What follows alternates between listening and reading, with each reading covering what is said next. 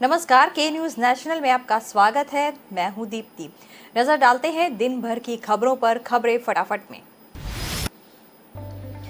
Indian space research organisation के earth observation satellite की launching fail हो गई। इस सैटेलाइट ने श्रीहरिकोटा स्थित सतीश धवन स्पेस सेंटर से सुबह 5:30 बजे उड़ान भरी, लेकिन तय समय से कुछ सेकंड पहले तीसरे स्टेज में गड़बड़ी आने से यह ऑर्बिट में स्थापित नहीं हो सका।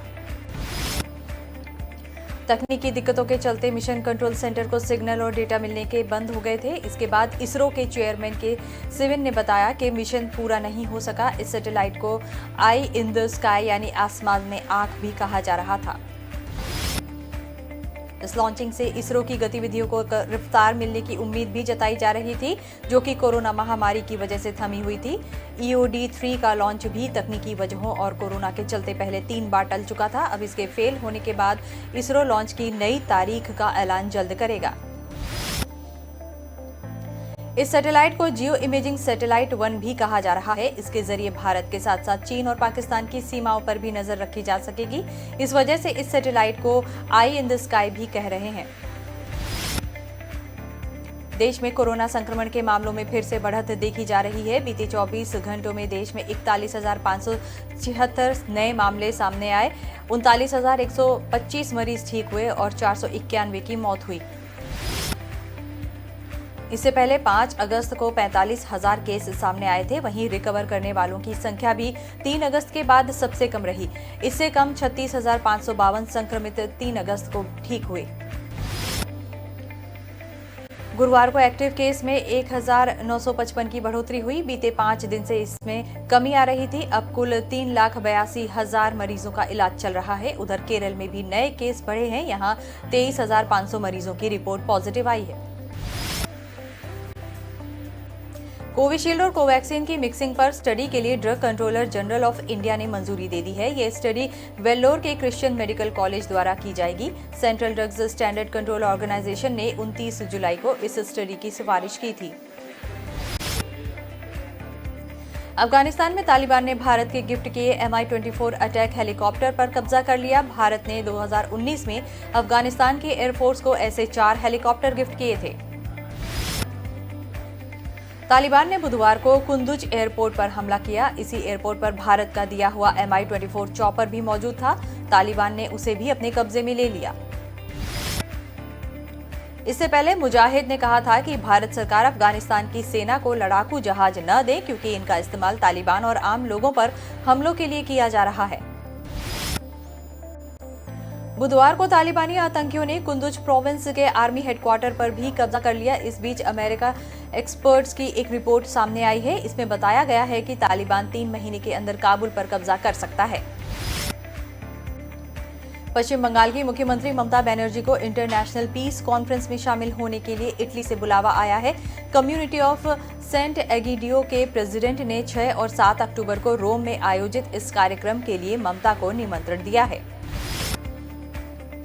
कार्यक्रम में पोप फ्रांसिस अल अजहर के इमाम Ahmed Al Tayeb, German chancellor Angela Merkel के अलावा दुनिया भर के ईसाई चर्चों के प्रतिनिधि भी हिस्सा लेंगे। हालांकि पीस मीटिंग के आमंत्रण पर ममता बनर्जी की तरफ से अभी तक कोई प्रतिक्रिया नहीं आई है। निमंत्रण पत्र में टीएमसी प्रमुख को हाल ही में हुए विधानसभा चुनावों में उनकी जीत के लिए बधाई दी गई है। पत्र में ममता के द्वारा पिछले 10 साल में सामाजिक न्याय, देश के विकास और शांति के लिए किए गए प्रयासों के लिए भी बधाई दी गई है। ममता बनर्जी इससे पहले मदर टेरेसा को जब संत की उपाधि दी जा रही थी तब भी रोम गई थी।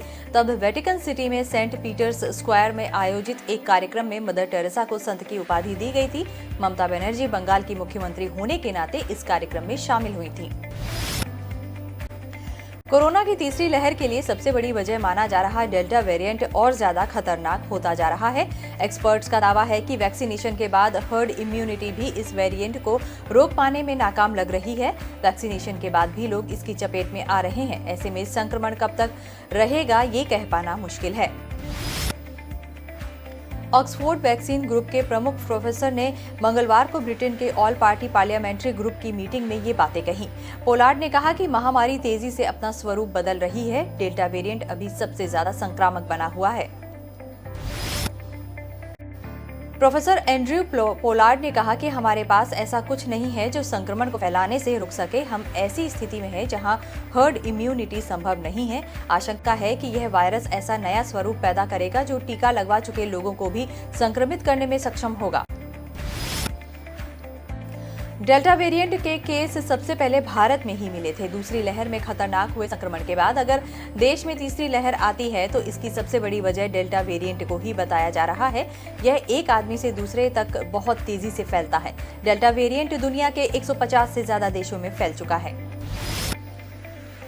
हिमाचल प्रदेश के किन्नौर जिले के नीलूसेरी में गुरुवार को सुबह होते ही तलाशी अभियान शुरू किया गया। लैंडस्लाइड वाली जगह से 200 मीटर नीचे बस के पार्ट्स मिले हैं। 3 लोगों के शव बरामद कर लिए गए हैं। 13 लोगों को मलबे से निकाला जा चुका है जो सुरक्षित हैं। 50 से ज्यादा लोग अभी भी फंसे हैं। बुधवार दोपहर को हिमाचल प्रदेश में एक बार फिर पहाड़ दरक गए। इस बार किन्नौर में नीलूसेरी के पास नेशनल हाईवे 5 पर भूस्खलन हुआ और ऊपर से चट्टानें गिरी। हादसे में हिमाचल पथ परिवहन निगम की बस समेत एक ट्रक और कुछ कारें मलबे में नीचे दब गईं। हादसे की जानकारी मिलते ही आईटीबीपी और एनडीआरएफ की टीमों ने मौके पर पहुंचकर बचाव अभियान शुरू किया। हिमाचल पुलिस और स्थानीय लोग भी रेस्क्यू में जुटे हैं। बुधवार देर रात चले बचाव अभियान में 10 लोगों के शव निकाले गए और 13 लोगों को सुरक्षित बचाया गया था। अंधेरा होने के कारण बुधवार को सर्च ऑपरेशन रोक दिया गया था और हाईवे भी बहाल कर दिया गया था। एसडीएम ने बताया कि सड़क पर गिरे मलबे को साफ कर दिया गया है, लेकिन अभी तक मलबे में दबे बाकी लोगों का पता नहीं चल पाया है। आंध्र सरकार ने बुधवार को केंद्र को बताया कि राज्य में कुछ कोरोना मरीजों की मौत ऑक्सीजन की कमी से हुई है। राज्य सरकार ने कहा कि कुछ कोरोना संक्रमित वेंटिलेटर सपोर्ट पर थे और इस दौरान ऑक्सीजन का प्रेशर कम होने के चलते उनकी जान गई। इससे पहले केंद्र सरकार ने संसद में जानकारी दी थी कि पूरे देश में एक भी मौत ऑक्सीजन की कमी के चलते नहीं हुई। आंध्र प्रदेश पहला ऐसा राज्य है जिसने इस बात को स्वीकार किया है कि इलाज के दौरान किसी कोरोना संक्रमित की मौत ऑक्सीजन की कमी के चलते हुई है। हाल ही में केंद्र ने राज्यों से कोरोना की दूसरी लहर से जुड़ा डेटा मांगा था। 13 राज्यों ने केंद्र को जवाब भेजा है। इनमें अरुणाचल, असम, ओडिशा, उत्तराखंड, जम्मू कश्मीर, लद्दाख, झारखंड, हिमाचल और पंजाब शामिल हैं। आंध्र के अलावा पंजाब ने भी कहा है कि शक है कि 4 मौतें ऑक्सीजन की कमी से हुई हैं। राज्यसभा में सरकार से सवाल किया गया था कि क्या दूसरी लहर में ऑक्सीजन की कमी से मौतें हुई हैं।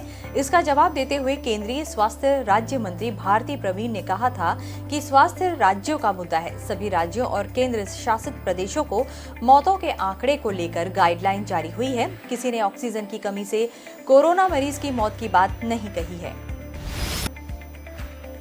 मॉनसून में हिमाचल के पहाड़ी जिलों में दरकते पहाड़ हो या उत्तराखंड के ऑल वेदर रोड में गिरते बोल्डर, दोनों ही हिमालयी राज्यों में बादल फटने के बाद जिस घटना से सबसे ज्यादा जान जाती है वो है भूस्खलन। हिमाचल में पिछले 1.5 माह में ही 35 से ज्यादा लोगों की मौत खिसकती पहाड़ी चट्टानों में दबकर हुई है, जबकि उत्तराखंड के जोशीमठ, देवप्रयाग और टिहरी जिले में कई जगह भारी भूस्खलन होने से करोड़ों रुपए की संपत्ति का नुकसान हुआ है। भूगर्भ वैज्ञानिकों का मानना है कि बारिश इन दरकते पहाड़ों का एक महत्वपूर्ण कारक है। असल वजह पूरे हिमालय बेल्ट में हर दिन लगातार आते छोटे छोटे भूकंप है। उत्तराखंड और हिमाचल में पिछले 5 साल में 130 बार से ज्यादा छोटे छोटे भूकंप आए हैं।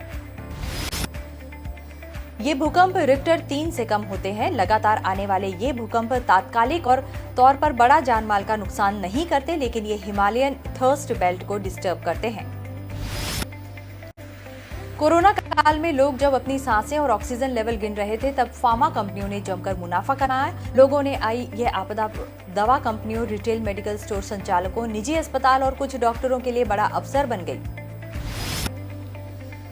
दवाओं पर एमआरपी होलसेल रेट से 10 गुना ज्यादा तक वसूली गई। जैसे कोविड-19 के इलाज में रेमडेसिविर इंजेक्शन का खूब इस्तेमाल हुआ।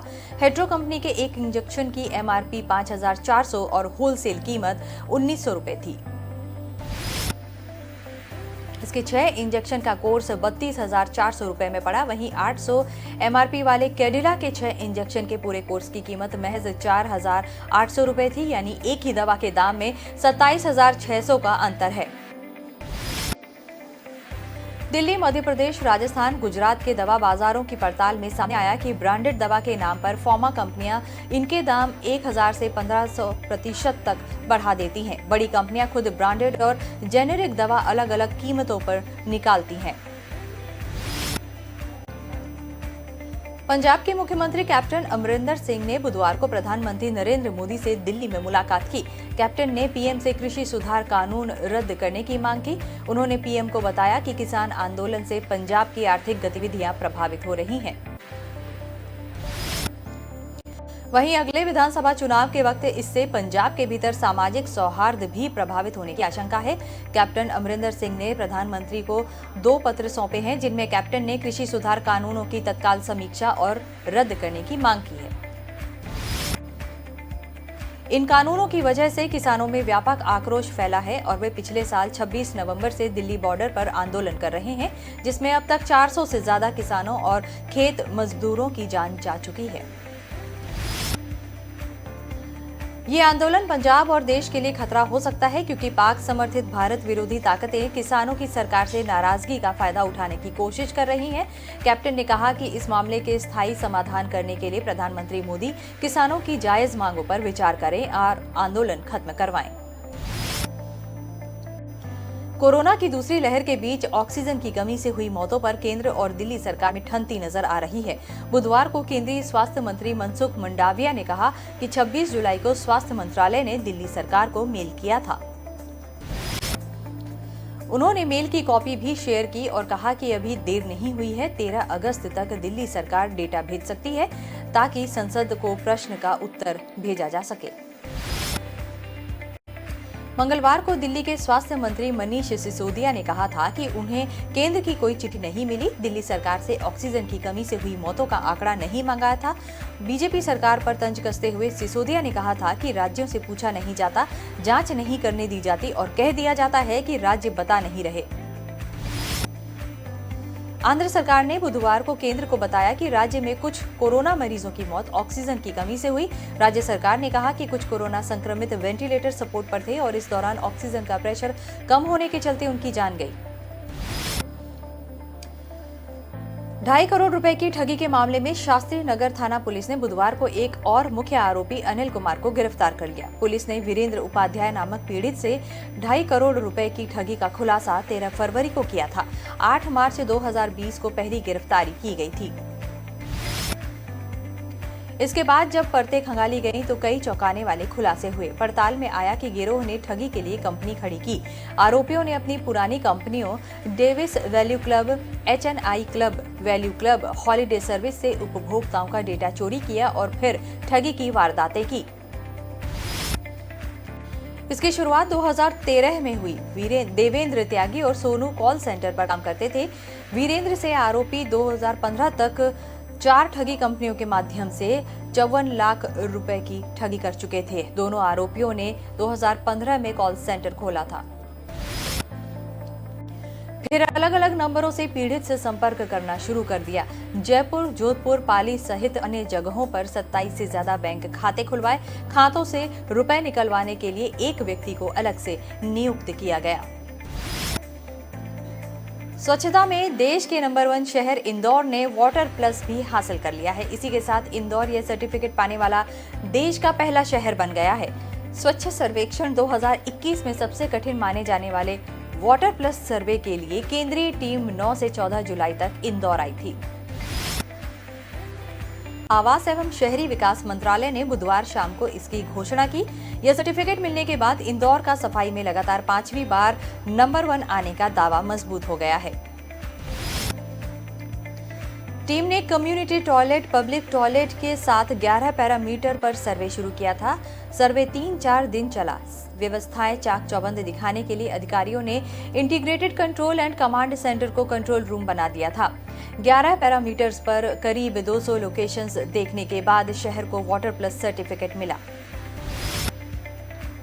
वाटर प्लस सर्टिफिकेट देश में किसी भी शहर को नहीं मिला है। इसके मिलने के बाद से ही 7 स्टार का दावा पक्का माना जा रहा है। देश में सूरत और अहमदाबाद के साथ नवी मुंबई भी वाटर प्लस के सर्वे के लिए इंदौर से मुकाबले में थे। मुख्यमंत्री शिवराज सिंह चौहान ने ओबीसी आरक्षण को लेकर गुरुवार को मंत्रालय में बैठक बुलाई। पिछड़ा वर्ग के मंत्री मोहन यादव, कमल पटेल, राम लेखावान पटेल, भरत सिंह कुशवाहा और विधायक शामिल होंगे। बैठक में एडवोकेट जनरल पुष्पेंद्र कौर सहित दिल्ली के वरिष्ठ वकीलों को भी बुलाया गया है। इससे साफ है कि बैठक में ओबीसी आरक्षण के मुद्दे पर सरकार आगे की रणनीति तय करेगी। मध्य प्रदेश में पिछड़ा वर्ग को 27% आरक्षण देने को लेकर सियासत गर्मा गई है। विधानसभा के मानसून सत्र के दौरान सदन में कांग्रेस और बीजेपी के बीच हुई तीखी तकरार के बाद अब दोनों प्रमुख दल इस मुद्दे को लेकर नई रणनीति पर काम कर रहे हैं। एक तरफ कांग्रेस इसे हथियार बनाकर सड़क पर उतरने की तैयारी में है, वहीं बीजेपी सरकार के माध्यम से इस वर्ग को साधने की कोशिश कर रही है। मंत्रालय सूत्रों का कहना है कि कांग्रेस ने जिस तरीके से ओबीसी आरक्षण के मुद्दे को हवा दी है, इसे सरकार ने गंभीरता से लिया है। मुख्यमंत्री ने विधानसभा में नेता प्रतिपक्ष और प्रदेश कांग्रेस अध्यक्ष कमलनाथ पर हमले किए। इस मुद्दे पर जिस तेवर से शिवराज विपक्ष को घेर रहे थे, उससे साफ था कि सरकार किसी नतीजे पर पहुंचना चाहती है ताकि कांग्रेस को बैकफुट पर ढकेला जा सके। जोधपुर के महामंदिर इलाके प्रथम पोल जैन स्नातक से बुधवार दोपहर एक जैन साध्वी का अपहरण हो गया। कार में आए 2 पुरुष और 2 महिला जैन साध्वी का अपहरण कर ले गए। घटना की जानकारी पर पुलिस ने नाकाबंदी करवाई। रात को कार सीकर फतेहपुर में पकड़ी गई। जैन साध्वी को छुड़ाने के बाद कार सवार 4 लोगों को वहां की पुलिस ने हिरासत में लिया है। जैन साध्वी को लेने जोधपुर से एक टीम फतेहपुर भेजी गई। बयान के आधार पर ही अब आगे की कार्रवाई की जा सकेगी। महामंदिर थानाधिकारी लेखराज सिहाग ने बताया कि महामंदिर प्रथम पोल में जैन स्नातक हैं। बुधवार को एक कार में कुछ लोग सवार होकर आए। उन लोगों ने जैन स्नातक की साध्वी का अपहरण किया। जैन स्नातक के मुकेश बोहरा की तरफ से बहला फुसलाकर ले जाने का आरोप लगाते हुए शिकायत भी की है। थानाधिकारी ने बताया कि घटना की जानकारी पर आसपास के फुटेजों को देखा गया। तब एक कार में 2 महिलाएं और 2 पुरुष देखे गए जो साध्वी अनुयायी जी को ले जाते दिखे। गाड़ी नंबर के आधार पर उसकी तलाश में नाकाबंदी करवाई गई। तो खबरें फटाफट में फिलहाल इतना ही। आप बने रहिए के न्यूज़ नेशनल के साथ। नमस्कार।